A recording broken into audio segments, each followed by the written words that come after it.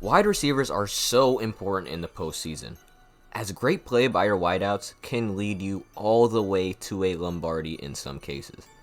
And even so far in this postseason, players like DK Metcalf, who had 136 yards and 2 touchdowns versus the 49ers, Deebo Samuels, 133 yards and 1 touchdown, Diggs and Davis combining for 227 and a touchdown versus the Dolphins, all the way up to Sunday in CeeDee Lamb's 117-yard game versus the 49ers.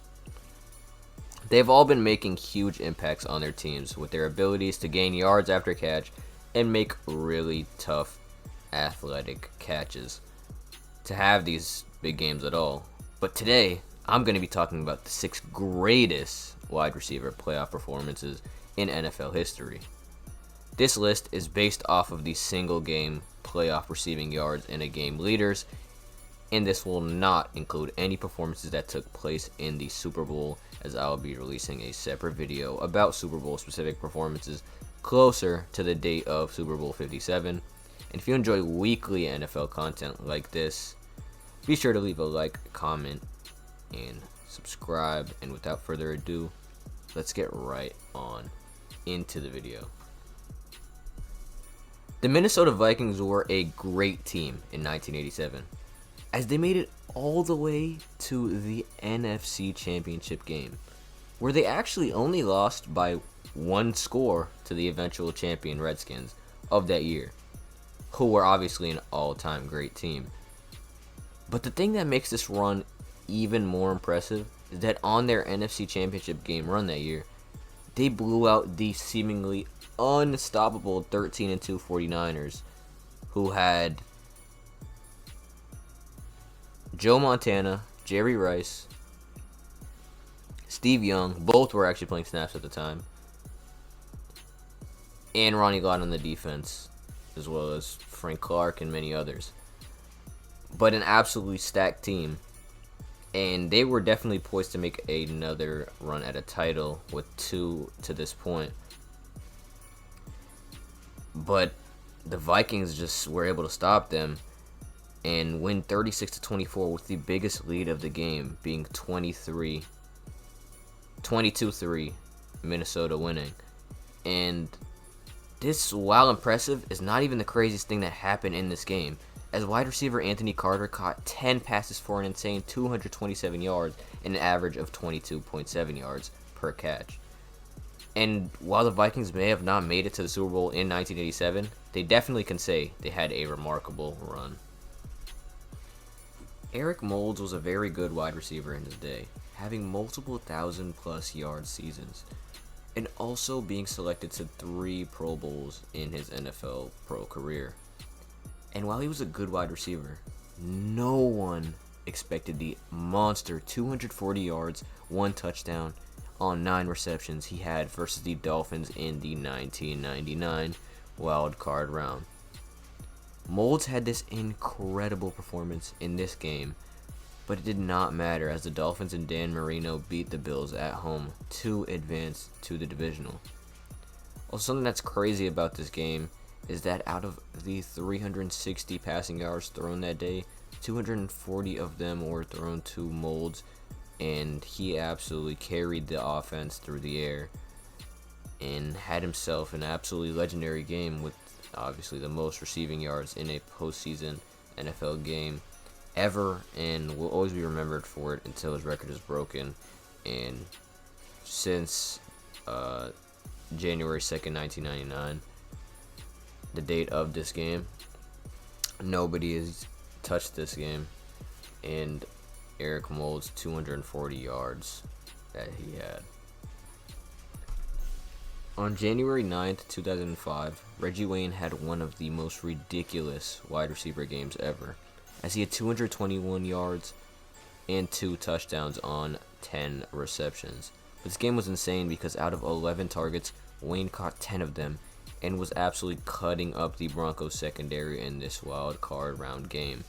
Manning was also having one of the greatest games of his career, as he only threw 6 incompletions on the whole game and threw 455 yards and only 1 interception. But Wayne and Manning absolutely dominated en route to a 25-point blowout, which actually was started off by a 35-3 start by the Colts with a final score of 49-24 after a few garbage time touchdowns by the Broncos and Jake Plummer.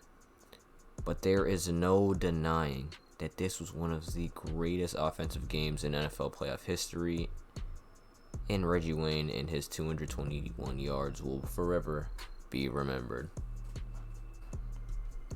5'9" Steve Smith was the definition of heart over height, as even though he was only 5'9" and 195 pounds, he left a big mark on the NFL, as he retired with over 1,000 catches, 14,000 yards, and 80 touchdowns.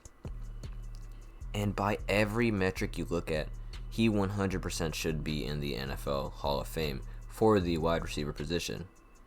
And while we know Smith had a great career, you may be wondering how he played when the lights were at their brightest. And boy did he perform, because in the NFC divisional round versus the Bears on January 15th, 2006, Steve Smith had an electric 218 yards and 2 touchdowns on 12 receptions and led the offense to a 29-21 win over Chicago to go to the NFC Championship game, where they lost pretty badly, as the final score was 34-14. But the Panthers could not say they had too disappointing of a season after coming off a Super Bowl loss the year before and continuing their success this season. And Steve Smith definitely took advantage every time he made the playoffs in his career and had this absolutely legendary game. Megatron Calvin Johnson, one of the most physically dominant wideouts the game has ever seen, as he would catch balls above DB's heads and absolutely run through their chests to get into the end zone. But on this one game versus the New Orleans Saints in the wild card round of the 2011 NFL season, Calvin Johnson dropped a ridiculous stat line of 211 yards, 2 touchdowns, and 12 catches on the day. And while the Detroit Lions may have lost this game, no one could put the blame on Johnson, as he played his heart out and the offense looked pretty good the whole game. But the Lions were just not a very complete team outside of some pieces they had alongside Johnson and Stafford, and their defense gave up 45 points to Drew Brees, which is almost impossible to keep up with. And Drew Brees and New Orleans may have gotten the last laugh, but no one, absolutely no one, could have accused Calvin of not giving it his all. Recently, the Dallas Cowboys acquired T.Y. Hilton, who played for the team for about a month as a solid wide receiver 3 or 4 for them, before ultimately losing in the divisional round versus the San Francisco 49ers. But the reason Dallas even picked up Hilton is because of his time in Indy with Andrew Luck, where he was able to put up over 10,000 yards and 50 touchdowns in the 10 years he was there. But possibly the most remarkable thing he did in his time with the Colts was when on January 4th, 2014, he had a crazy 224 yards and 2 touchdowns on 13 receptions. And this was all in a 28-point comeback win over the Chiefs that had one of the craziest finishes in the history of the NFL and had 2 legendary performances from QB and wide receiver, and had an all-time great connection in this game and for their careers that will never be forgotten in NFL history. But that's it for this one, guys. If you enjoyed the video and want to see content like this all playoff long, then subscribe and don't forget to leave a like and hit that noti bell so you never miss a video. LLE out.